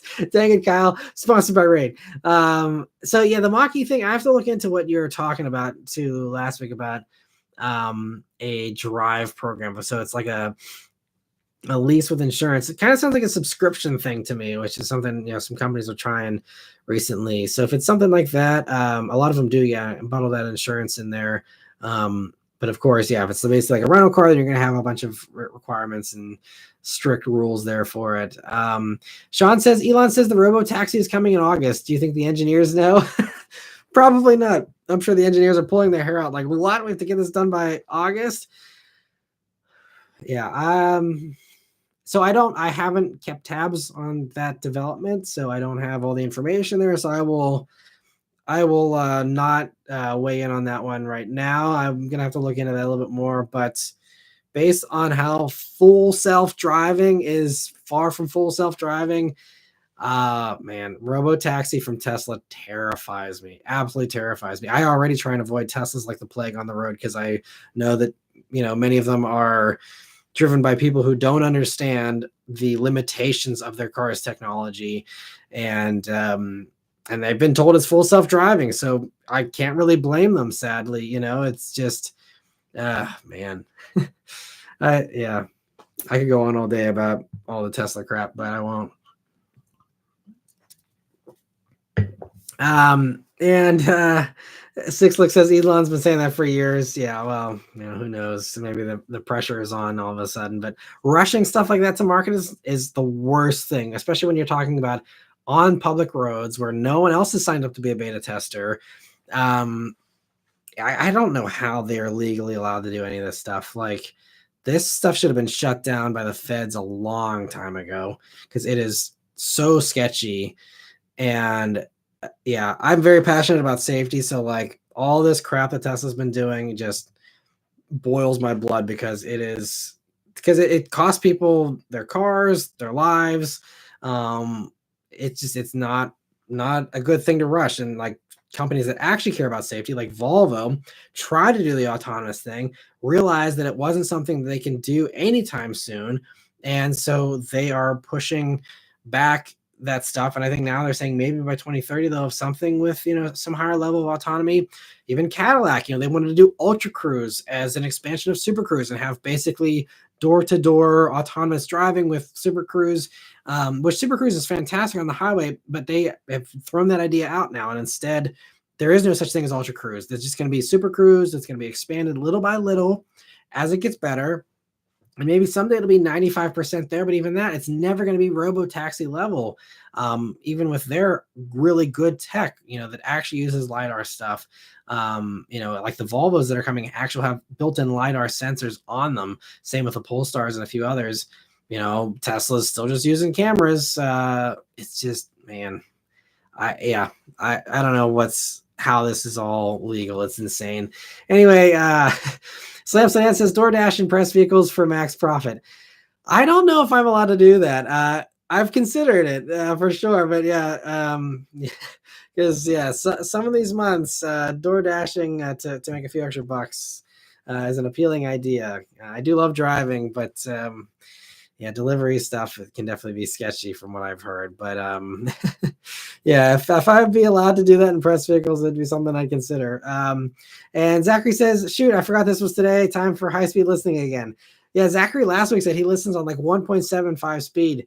And Zachary's clearly living in like the year 3100 or something. The fact that he can process my already very fast talking at almost double speed. You are we're all mere mortals in your world, Zachary. I don't know how you can do that. But anyway, Luke says, I'd rather have two mediocre cars, like maybe my wife is in a 2019 RAV4 and I'm in a 2020 Civic Si. I like balance. Yeah, and I mean that's always been the thing with Beth and I was like trying to keep it fair. You know, the Bullitt was like a 50 grand car, her Mach-E is like a 50 grand car, and that was always like the thing was like let's be even with all that stuff. And you know, I mean, we even talked about like you know now the Bullitt has depreciated a little bit, like, you know, if there's something that she wants to like downgrade to, you know, but it just doesn't make sense to get rid of the Mach-E because, you know, first off, the value just plummeted. And so, you know, we also like we're in a lease thing kind of. It's, you know, it's called the Ford option plan where it's set up like a lease, but it's a balloon finance payment. So we can walk away from it at 4 years, or we can pay the balloon payment and keep it. But it gives you that flexibility while still technically owning the vehicle. So we were able to get the tax credit back when you had to do that to get the tax credit. And so, you know, but we can walk away from the car. So I don't have to, instead of, you know, realizing that depreciation, we can instead just walk away from it if we go the full term. So that's what we're going to do. You know, we're already almost, you know, 2 years into it, and we did the 4 year things. We got 2 more years to go on it. And again, Beth really likes it. It's a very safe vehicle. I mean, it's insane. Every new test the IHS comes up with, the Mach-E passes with flying colors. So, you know, again, just since I am so obsessed with safety, like to me, that is important. And I would much rather just have them have the more expensive car and you know, the safer car. So, but going forward, you know, yeah, it is very possible in 2026, you know, that maybe Beth does downgrade to something more affordable as well, you know, so that we're further saving money if we're in that position still where we need to, you know, really be in survival mode here with keeping our expenses low. But Slam Sedans has actually got my hands dirty and helped a buddy swap out an alternator on a 2007 Accord. It was fun to get my hands dirty. Nice. Good on you for getting it swapped out there. And yeah, it's I've always liked, you know, manual labor and working on cars and stuff like that, because you have a direct result of like, I did this and I did physical exertion and now I have this result. It's a very rewarding thing. And yeah, so kudos to you for doing that and helping out a buddy as well. And Two says it's why you follow the Ed and Hoovy route and buy a high mileage example. On that note, I can't believe people got mad because he thrashed his Land Rover convertible. I missed that. I don't watch them. But yeah, you know, there is that kind of ideas. If I do need to have some kind of car just in a pinch every once in a while, and I do have to replace the Bullitt with something, that is a possibility. Just going for some really hilarious thing just for content, and as long as it's somewhat reliable, you know, it could be something just to be an amusing thing on the channel and something I don't have any attachment to, like all my past cars. Could be a fun approach for it at some point down the road. Kyle says, sorry, I'm late. I'll try to control the gas. V. Mitchell says, on that road trip today, I had to dial it back when I saw a deer approaching the ditch on the freeway. Doubt autonomous cars can catch that before it becomes grilled venison. Yeah, I mean, you know, I mean, a lot of the automatic emergency braking systems can pick up deer and stuff, but yeah, how it just, you know, yeah, autonomous stuff is just not, it's just not ready. It's not ready for those variables, primarily just the variables of human behavior, which is irrational and makes no sense a lot of times. And, you know, computers just still can't predict that very well. AI is not as smart as everyone markets it to be. You know, it really is so dumb.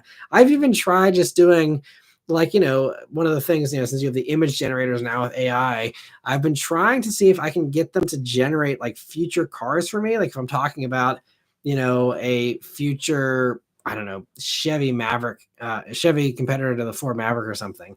If I just try and like have, you know, any of these image generators churn something out, they're always so bad looking. And it's like, I'm not even good at Photoshop and I can do something better than this. Like, it's just, it's all still very, very dim-witted in a lot of ways. And I'm sure it'll get better really, really fast. But yeah, I think it's going to be a while before these things really are prime time ready, especially when you're talking again about driving people in cars. It's just not a good idea to rush. Trenton Car Guy says, as someone who has done DoorDash, maybe not the best idea to use a press car since you can get into sketchy areas.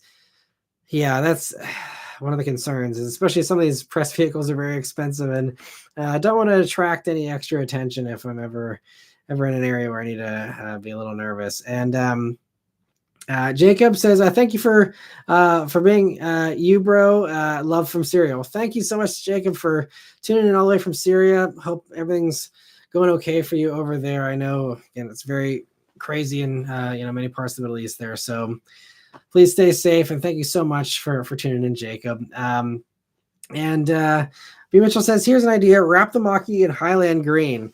Beth does love dark green, and Ford actually does this like wrap program now you can do. But she also likes the white. And again, we're only keeping it another 2 years. It's not, to me, it's not worth wrapping. And honestly, I just like, it probably would just make me like a little bit sad. Like honestly, going out and being like, hey, like we got a dark green Mach-E. Like, I mean, again, I like the Mach-E, but it's no Bullitt. It never will be in my heart. The Bullitt is a one of one.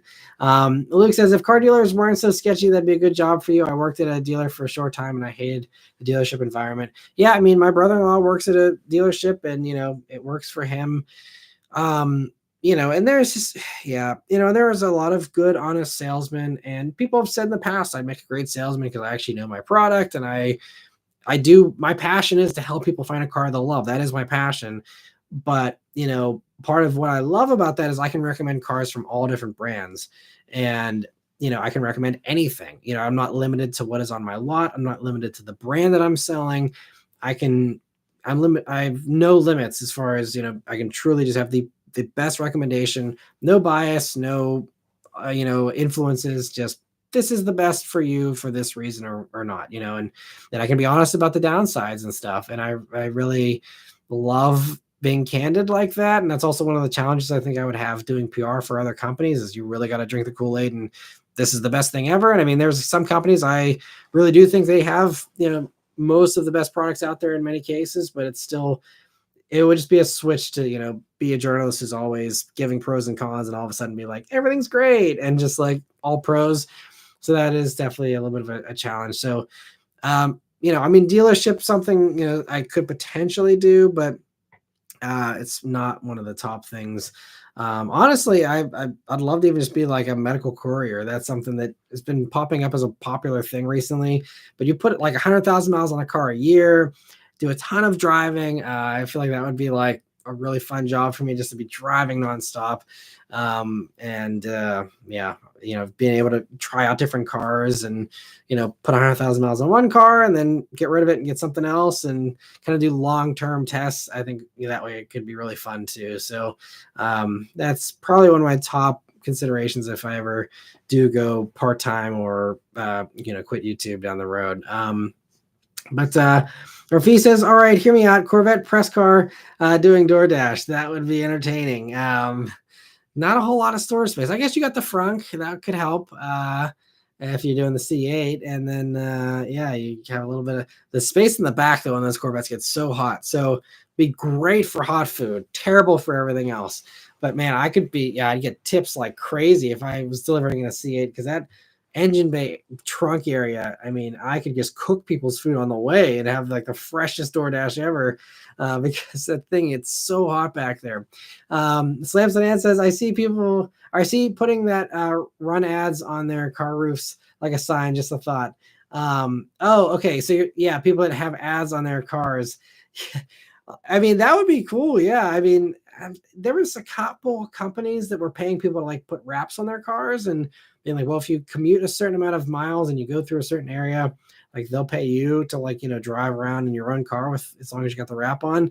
I thought that was actually a pretty good idea. Obviously there's not a ton of demand there for that. So it's a pretty limited, opportunity, but I think stuff like that's, definitely would be cool. And Rafi's asking, if those make decent money. I don't know. I thought it was pretty decent when I heard about it a few years back with the wraps. I thought the wraps almost paid for your whole car payment if you drove something, average. So probably a few $100 a month, maybe $500 a month I saw, if I remember correctly. So, I mean, not bad for literally not doing anything except living your life and being okay having something on your car,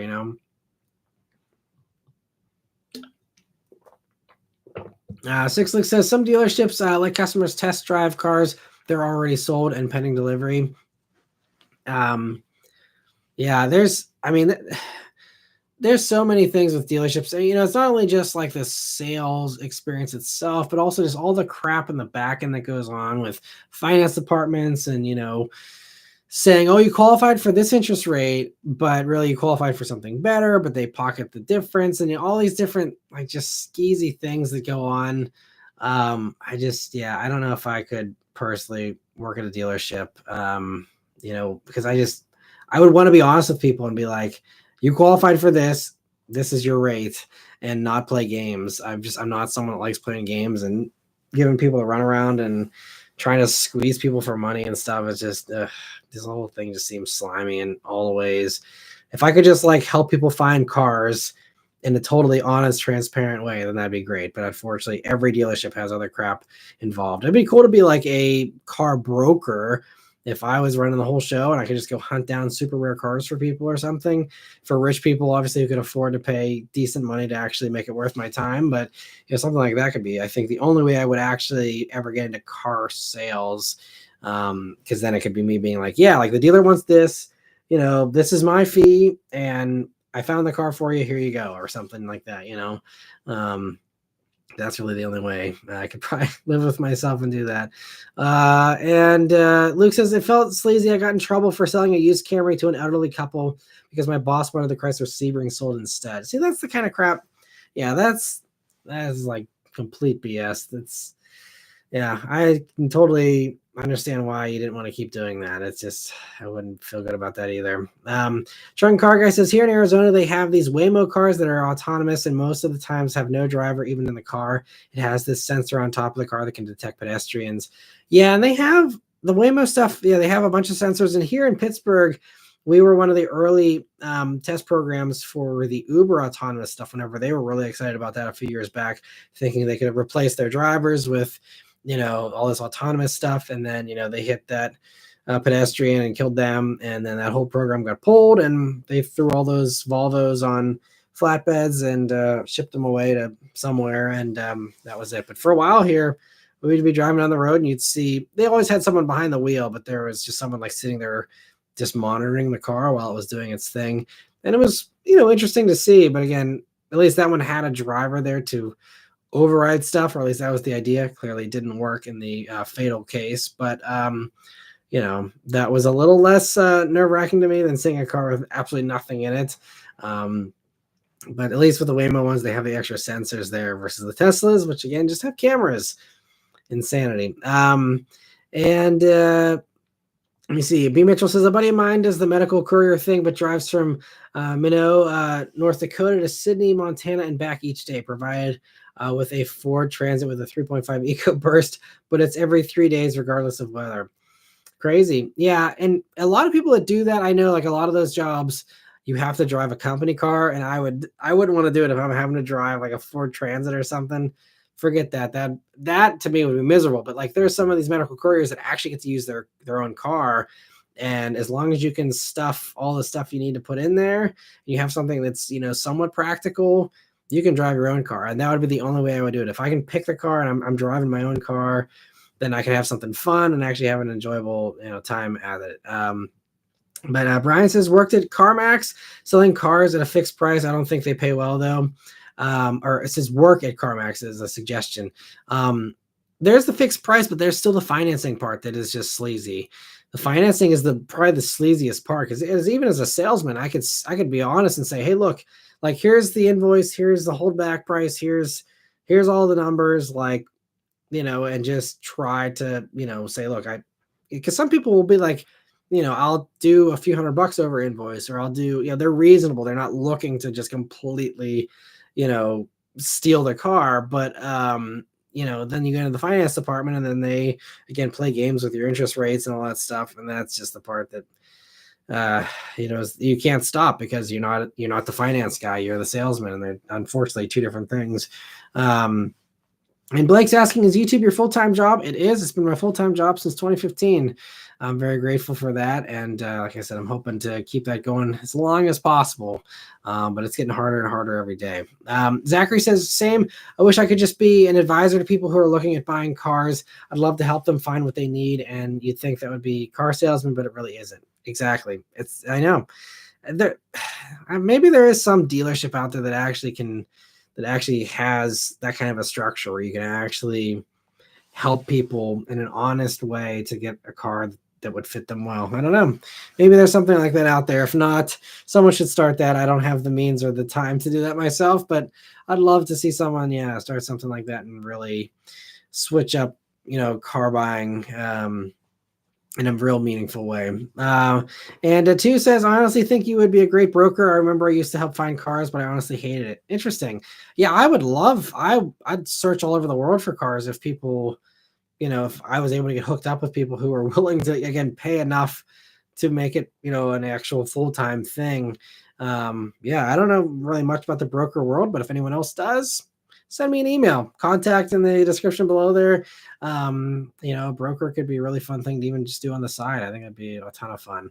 And Trenton Car Guys, the funny thing is they're using iPaces. Yeah, I've seen the Waymo iPaces in San Francisco as well a couple of times. It's always kind of crazy to see it in an iPace, which I wonder how reliable their iPaces are, because iPaces are not the best, from a reliability standpoint. I don't know if they just don't drive a ton of miles on them or not, but yeah, I'd love to hear from like a Waymo employee, like, how are the iPaces for you guys? And Sixlick says, I think super dealers are really nice compared to other brands like Toyota. But I've heard horror stories from all kinds of brands, so it's hard to say. Yeah, I don't know. I really can't think of like any of them. Like, they all have finance departments, and that's the problem.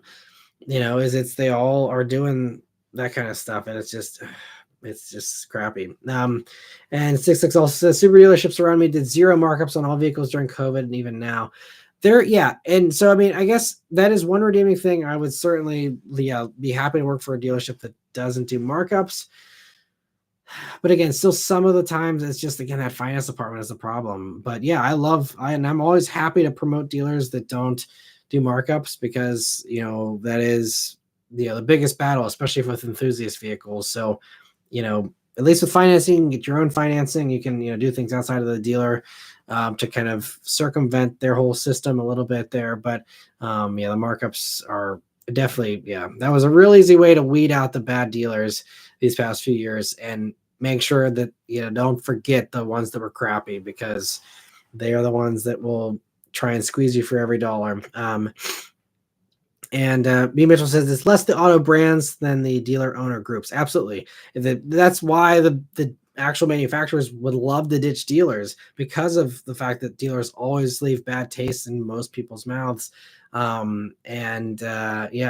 why all these companies are getting real creative with, like, like Honda has their new like Afeela thing with Sony. It's like, well, this is a new brand, so we're going to do a different type of sales model. And it's like, yes, you're just getting rid of dealers. Everyone wants to get rid of dealers. They're just too shy to say it, because they don't want to upset their dealers, because their dealers are very important and they mean a lot to them, and yada, yada, yada. But it's really just that, like, they got their hands tied. They have to play nice with dealers.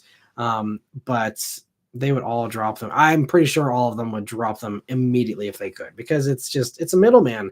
Who likes a middleman? It's never a good experience. Typically, it's just someone trying to make extra money off of other people, and usually not providing very much value in the meantime.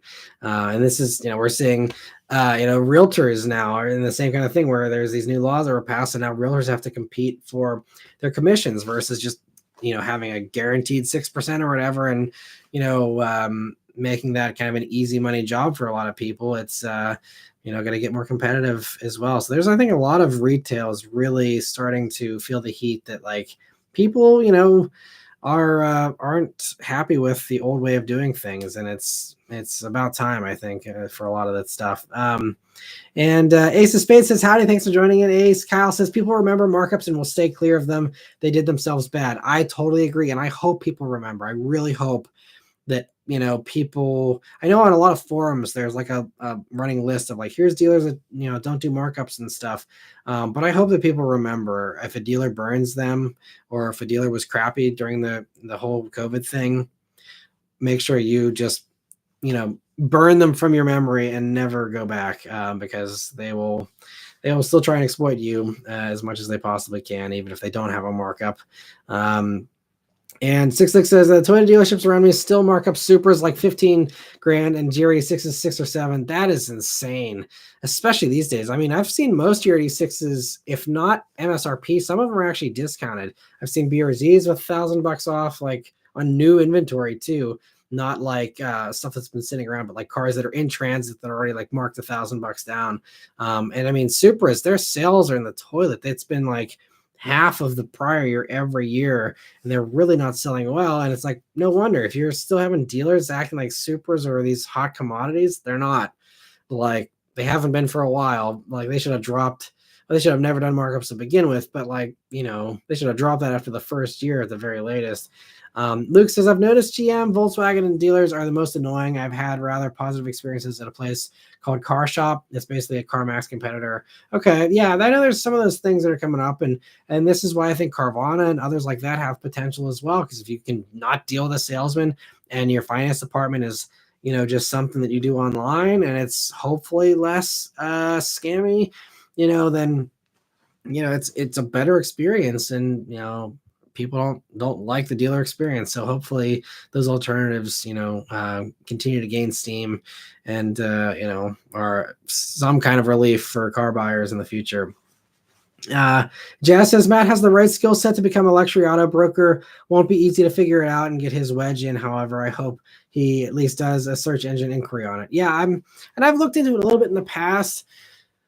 I just think, you know, with all the great search tools out there and all the great auction sites and stuff, it's getting easier and easier to find rare vehicles and to, you know, it was, I think, more of a profitable thing back whenever it used to be scouring classified ads and things like that. And there's less of that now. So that's why I'm skeptical of, you know, if you haven't already established yourself in that industry, it's probably hard to, you know, make it a thing, especially a full-time thing that's, you know, paying a living wage.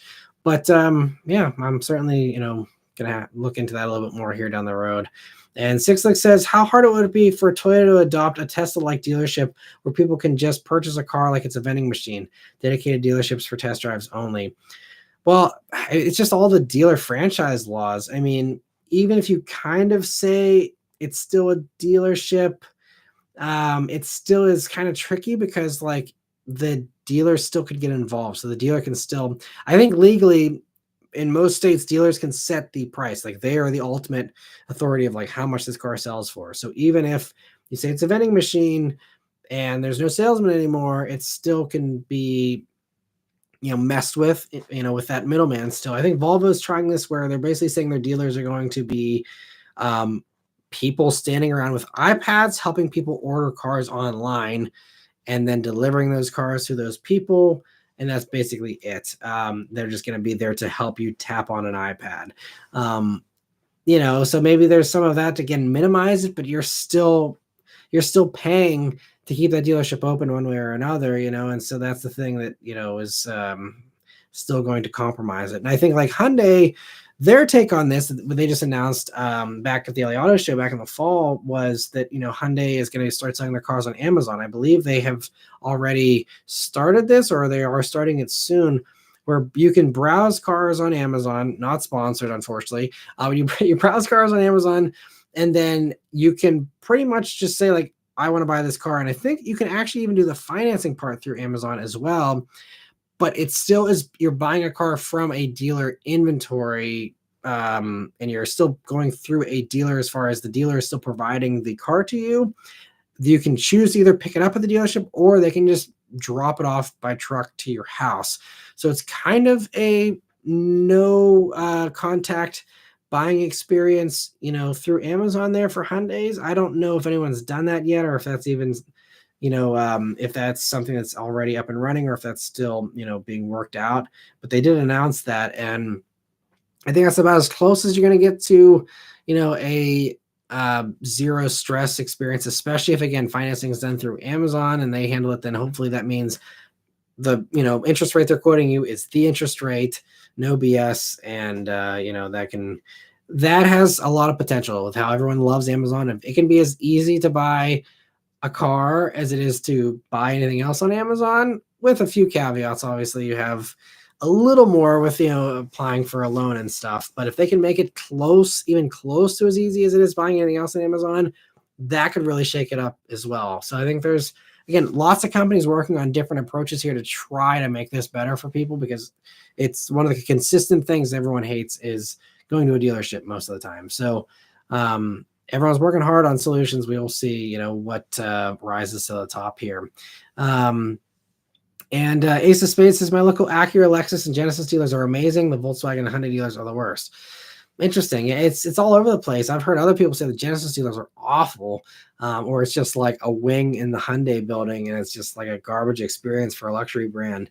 But I'm glad they're good where you're at. That's good to hear. Kyle says Kia for me comes to mind. 15 grand plus on some Tellurides I've heard of. Nice car, but pathetic. Yeah, they do. I think some places around here still do markups on Tellurides, and it's not great. And honestly, speaking of markups, my brother-in-law, who is a car salesman for Toyota, they just got their first allocation in for a Land Cruiser, and I think it's the first edition or whatever, which again, they're rare. It's only for the first year, but they're a dealer that does markups. And this is why I haven't really ever endorsed their dealership. I did work with them when I did the Pontiac Solstice review. That was a used car, and I said thanks for providing this vehicle for me. But my brother-in-law was like, yep, $5,000 markup on the Land Cruiser, and someone bought it, and he was excited about that. And I'm like, I still give him so much crap for that. It's the one big thing that irks me about him is that he's cool with that and I'm not. But anyway, Kyle, thank you so much for gifting 5 memberships as well. I really appreciate it. Thank you for your generosity. I'm happy to see everyone's able to grab those, and I'm sure they appreciate it as well. Let me see. Six Look says, I'm going to name drop them since they're pretty notorious even on Reddit. It's Coons Toyota in Tyson's Corner, Virginia. Okay, I've heard bad things about Coons too. So if they're crappy, then make sure everyone else avoids them too. And hopefully someone can send that message so that they can reevaluate their decisions. But it seems like they're going to do what they're going to do, and it is what it is. Just got to avoid them and go somewhere else. This is why I tell everybody, do a road trip if you have to get the car you want at the price you want. We drove to Ohio to get the Mach-E because they were still doing markups on Mach-E's back in 2022, and we got it. And I wasn't paying a markup. I paid MSRP.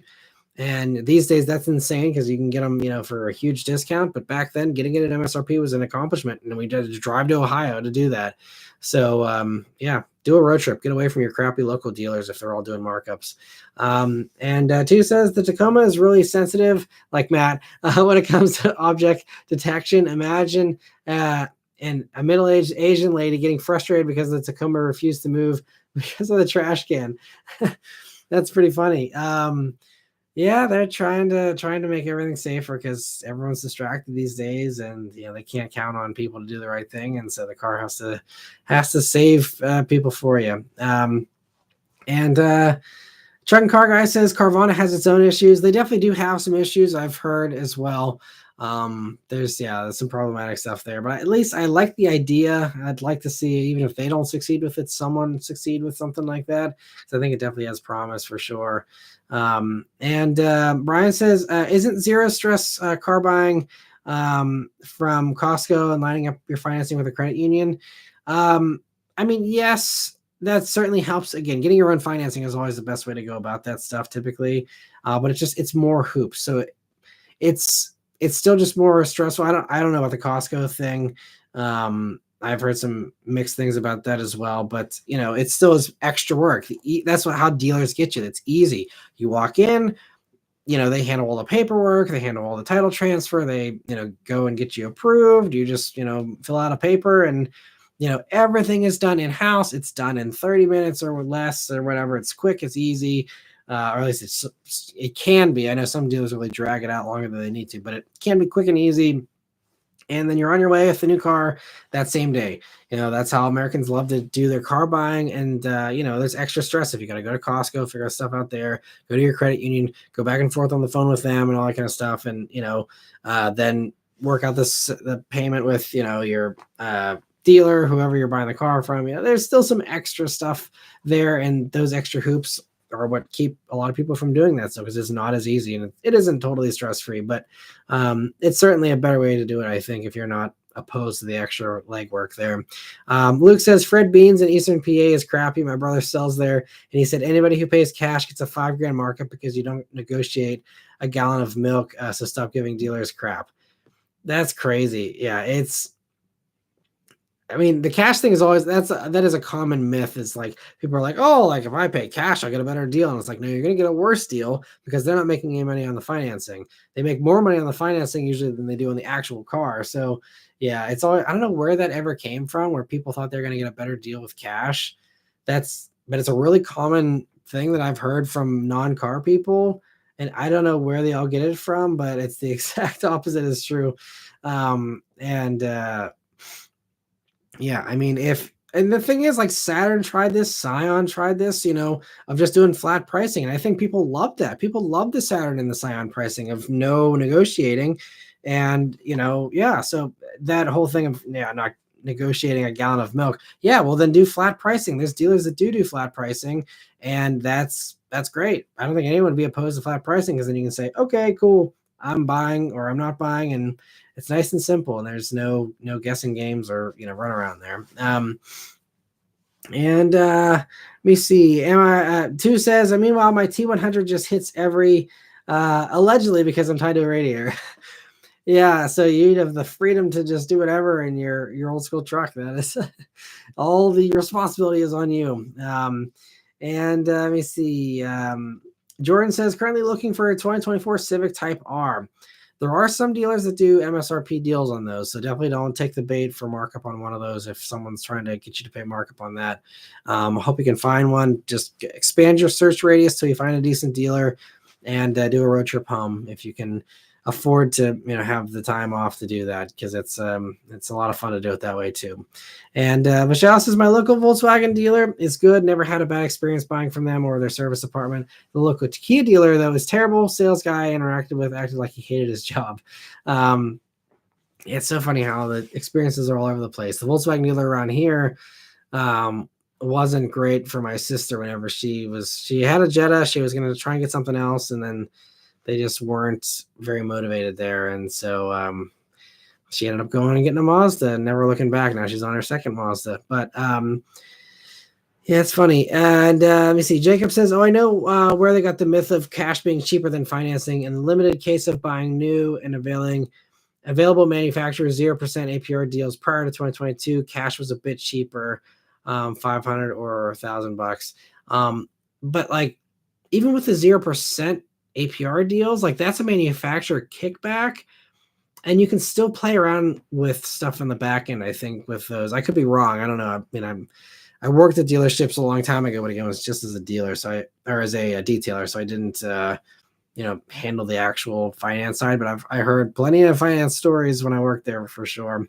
And let me see. Jordan says, okay, he'd have to import it from America to Lebanon. Is it worth it? If you have the money, the Type R is an amazing car. I'm not sure what you're looking for or what your, what your driving experience is like. If you have a lot of windy corners, Type R is going to be extra amazing. If you're in a place where you have wide open spaces, it's going to be less fun, but still a fun car, no matter what. So it really comes down to what you're looking for. But Type R is great. It's so practical. It's so comfortable still, but it's so fun, and it's really, really good. My favorite hot hatch is still the GR Corolla, but Type R is a close second. It's a very good car. I had a blast flogging it around the track at Sonoma and having a blast. It was me and that dude in blue. We were chasing each other down and having a blast, just whipping those things around the track on the press launch for that vehicle. I like the Type R a lot, but whether that's going to be worth it to you is going to completely come down to, what your financial situation is like, how badly you want that and everything else. He also says, what about a Subaru WRX? I hear you like those. I do, but I like the Type R a whole lot more these days. Obviously the Type R is more expensive, at least here in the States. But if you want to save some money, WRX is good. But to me, there's other cars I'd rather have, at that kind of similar price point, honestly. So if you can go for a Type R, I'd recommend Type R over WRX. Michelle says, current Gen 4 Runner came out when I was in 3rd grade. Makes me feel old. I'm only 23.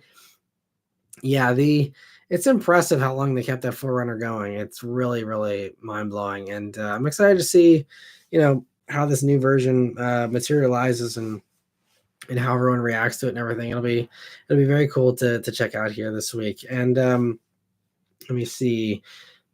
Excuse me. Lord Commander Manny says, in Florida, the dock fee is $1,000 and dealer fee is 1,000 plus other BS fees. Yeah, and I think didn't the government just make some of those fees illegal? I can't remember.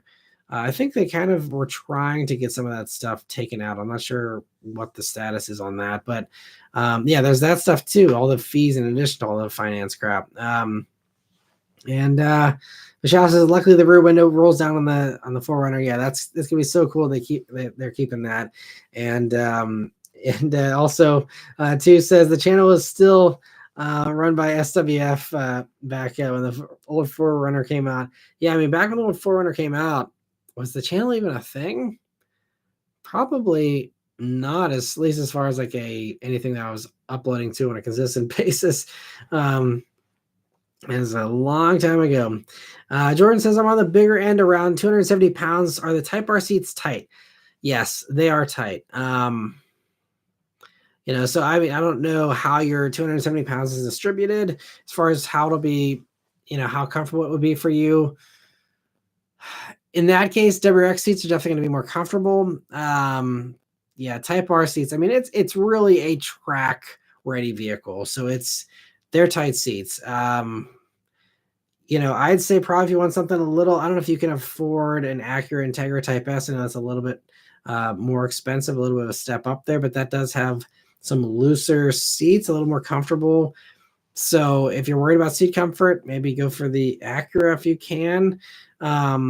Otherwise, I mean, yeah, WRX is going to have a better seat probably for you in that case. And I'm trying to think of other vehicles, because GR Corolla seats are a little on the tight side as well. Probably not as bad as Type R, but still, pretty tight. Yeah, I'm trying to think. As far as hot hatches goes, there's really nothing else. So yeah, I mean, I'd say also Mazda 3 Turbo, the hatch, it's not as sporty with the setup as any of those others, but it still has 320 pound-feet of torque if you put premium gas in it. It is really punchy. I actually right now have a CX-5 turbo press car with that same motor, and man, that motor pulls like a freight train. It's so strong. So that maybe could be another consideration. That's also more comfortable. Seats are a lot more relaxed. And it's a nicer interior and all that, but you have the power if you need the power more so than you need the handling. I think Mazda 3 Turbo could be a great choice as well. And those will come in a nice bit cheaper too, especially on the used market. Luke says, my grandparents claim that cash is better for dealers because they don't have to worry if you get approved or not. They bought a car cash and got like $4,000 off, but it was 08, so desperation most likely. Yeah, if it was in 08, then it was just because it was the recession, I would say most likely. I mean, yeah, they have to.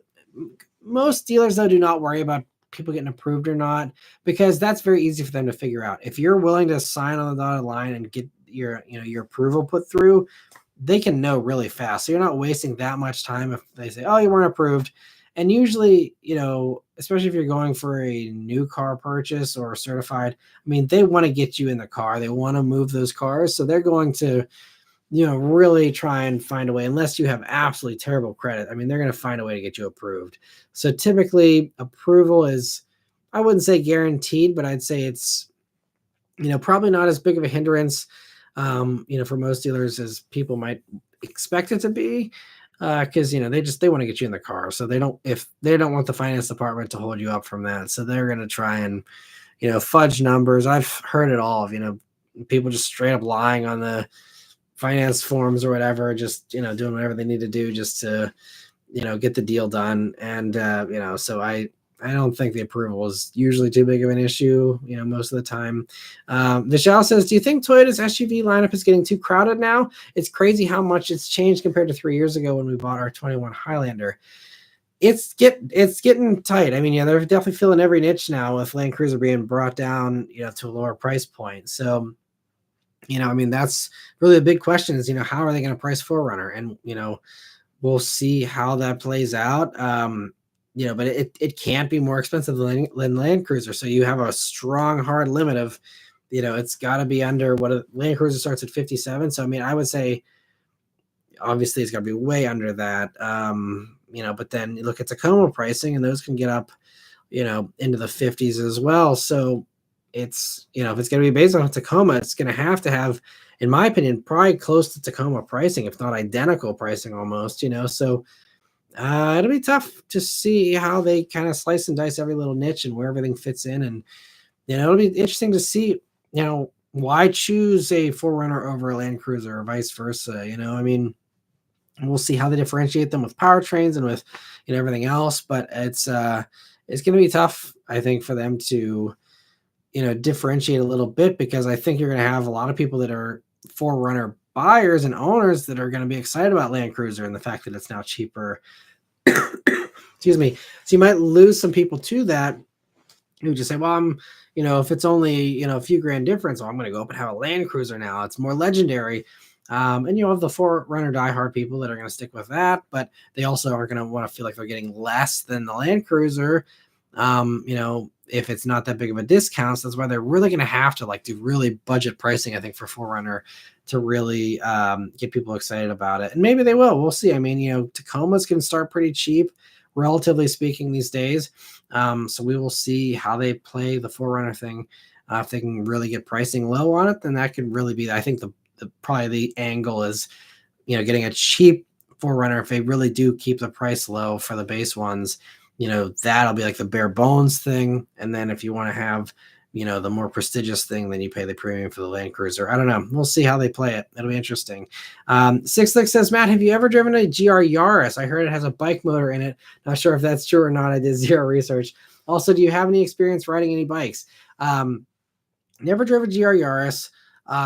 The current GR Yaris that's currently sold in other parts of the world has a slightly less powerful version of what the GR Corolla has. So it's just that same motor.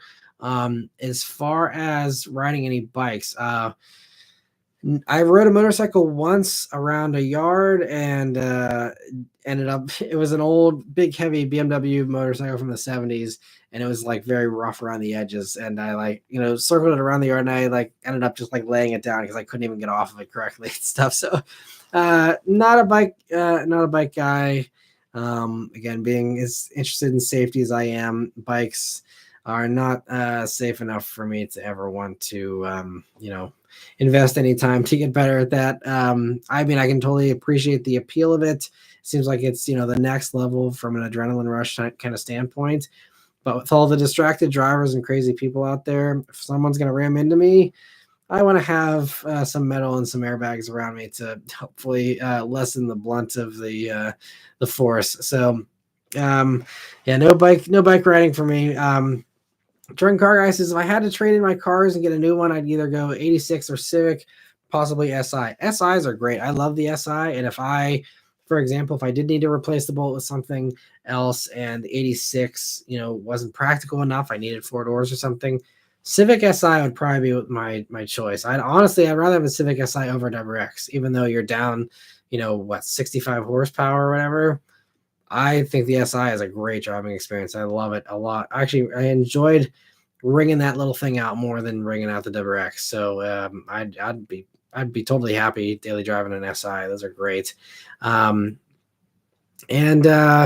Jordan says, any toys on that pack shelf? I got a bunch of different models back there. You can see I did a tour for members of a close-up of all those. And in the weekly update, you can see them a little more clearly as well of all the stuff that I have back there. But I have a bunch. And let me see. Trunk Car Guy says, talking about another thing here. I'm a Mickey. He says, why are wagons and hatchbacks so much more popular in the EU than in North America? And Trunk Car Guy says, because everyone here buys large SUVs, crossovers, or trucks, so hatches and wagons are more niche. Yeah, there's some of that. It's kind of funny because people will go crazy for Subaru Crosstreks and Outbacks, which are just basically hatchbacks. I mean, I guess the Outback's more of a wagon, but the Crosstrek's just a hatchback that's lifted, and all of a sudden you give it ground clearance, and Americans go crazy for it. This is also something that's spread over to the rest of the world now with Crosstreks and other vehicles like that. But I don't know. I wish I had a better answer for you, because wagons were very popular here in the States for a long time. And I think they got a bad image. I think hatchbacks were very popular here in the 80s. And a lot of people will just remember, the oil crisis and stuff of the 70s and all the really crappy, miserable little slow hatchbacks. So I think there's some negative stuff there for the older generations in regards to hatchback and just the mental scars from that. Wagons, again, everyone that's older generations remembers their family trucking them around in giant wagons with wood paneling on the side and stuff. So I think it's, again, just like, ooh, well, that's the stuff that my parents had. I don't want that. And, having something that's an SUV or a rugged crossover is more exciting. And, so there's just an image problem, honestly, with hatchbacks and wagons, I think, here in the States. But it's a shame, because they're objectively the better vehicle, because unless you need the ground clearance, it's easier to load wagons and hatchbacks, at least in my opinion. It's a lot of them, it's easier to get in and out of. It's a better handling vehicle. I mean, I guess depending on how low the wagon or hatchback is, if they're really low, then yes, they're going to be harder to get in and out of and harder to load. But, most of the ordinary stuff really, I feel like, isn't, and especially like some of the better stuff in the UK and stuff isn't that bad. And there's been other quirky ones. Like, I love the Mini Clubmans. I drove one of those in the UK for a week and really loved that little thing with little bread van doors in the back that opened up. Just, fun little practical vehicles that, that was offered here in the States, but, very few people bought them, and it's a shame. But I wish I had a better answer for you. I think it's just an image problem, and that's really the only thing I can really say. Let me see. And Vishal says, is it true that dealers are more flexible buying a car towards the end of a month versus any other times of the month? I mean, I think it comes down to the dealers and what incentives they have going on. I think it also comes down to the salesman and that dealership's current predicament. If they're close to hitting a goal, like a sales goal they need to hit for the month, and you're at the end of the month there, if you happen to be that lucky person and they happen to have that kind of a predicament and they haven't hit their sales goal already or whatever, then yeah, I think there is some credibility to that, where it's like, okay, well, if I hit X amount of cars every month or this month and I get an extra bonus, then if you can be that car for them, then they're going to, try and work a little harder to, make that deal work. So there is, I think, some real merit to that. It's just, will they give you the inside scoop of like, yeah, I'm going to get a bonus if I sell this last car for the month or something, I very rarely not. So it's hard to really know, but yeah, if you can get some of that info, or a dealer says, oh yeah, we're close to our sales goal, then you have some extra leverage there. Murphy says, even comparing Land Cruiser to GX, pricing can be similar. Yeah, I mean, GX starts at what, 64? I mean, I talked about this in my GX review, I think, where you're talking, what is it, $7,000 difference? Like, I love the GX. I mean, I haven't driven the Land Cruiser yet, but I mean, for a lot of people, just the twin turbo V6 is worth $7,000, and then the fact that it's a Lexus, and the fact that it's more comfortable. If I were spending something and I'm already in the $60,000 price point anyway, I mean, I would rather, for that, very minor difference, I'd rather have the Lexus GX most likely. Again, I will hopefully, have some extra clarity once I drive the Land Cruiser, and I'll, have more thoughts on that, in my Land Cruiser review. But, I feel like, yeah, it's gonna be tough to justify any of the Toyotas, because the GX is so good. I love that thing. And I'm not an off-roady, body on frame truck kind of guy at all by any means, but the GX is one of the few that I'm like, actually, I could kind of rock a GX. I really like them. Luke says, I had a Volkswagen dealer tell me I needed a co-signer because there wasn't enough credit experience, even though I had credit for 3.5 years at the time. Yeah, some financiers will have different requirements. I mean, 3.5 years isn't a ton, especially if it's depending on what kind of, finance experience it is. But, But yeah, I mean, honestly, I had cosigners, thankfully, for a couple of the first few cars I bought. And that certainly helps with getting better rates and all that as well. So if you have someone in your life that's willing to cosign, it definitely helps things a lot. It's honestly, I have my dad to thank for the ability to be able to get probably approved for a lot of those early cars back in the day. The Spec B that I got approved for back when I was 17 was thanks to my dad co-signing. BRZ, even that, I was only 22 at that point, didn't have a ton of credit experience, but he co-signed on that one as well. And I mean, he never helped me with it, aside from just co-signing and having the faith in me that I was going to make the payments and make them on time. But that really helped. And so shout out to all the co-signers out there that are willing to do that, because it definitely helps. And Six Licks says, hey Matt, what are your thoughts on the best Honda EV that exists to date? The Moto Compacto. There's a hefty MSRP reduction from $1.5 grand to $999 USD at the moment. Interesting. I've never got to try out the Moto Compacto, but I'd love to try one of those. And I agree, it probably would be more interesting to me than the Prologue. So yeah, I'd like to try one of those out someday. He says, I'm conflicted. I kind of want one after test driving one, but I have no idea where I would use it. Yeah, it's one of those things where it's like a fun toy. And beyond that, yeah, how do you justify it? But I mean, they're not that expensive, relatively speaking. So it's one of those things you kind of just like, well, just pick it up for fun, and who cares if there's not a great use case for it? But yeah, I'm curious to see what their sales numbers are for those things. I feel like there's a lot of hype for those, and rightly so. They seem really cool. And Rafi says, I rented an SI a few months ago and enjoyed it a lot more than the Integra I rented before that. Great daily, even compared to my FK8.